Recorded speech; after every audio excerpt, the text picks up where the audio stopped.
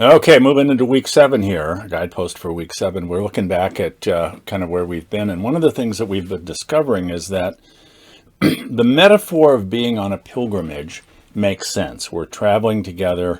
We're where we are, each in our own unique situation, moving forward towards a more adequate, robust expression of how we intend to live our lives. Pilgrimage works.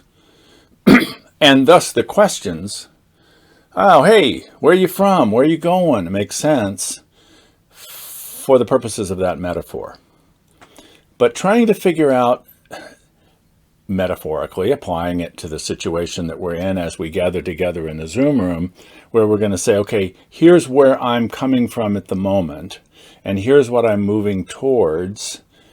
That's a difficult translation. Good questions, helpful, orienting questions. The problem is the answers are difficult to come to. So I'm going to just suggest to us that coming into this next week, we be asking the question in a somewhat different way, kind of looking at it from a different perspective maybe. And focusing instead on, okay, here's where I am, here's where I'm going, to focus on here's what's keeping me up at night. Here's what's perplexing me.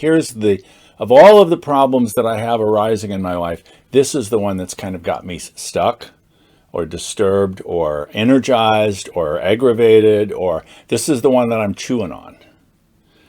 So I want you to just consider, what is it that's you're grappling with?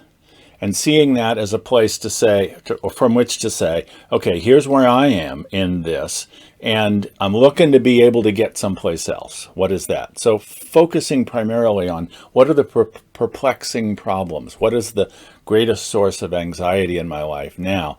And use that as a starting place for figuring out how can I talk about the pilgrimage that I'm on.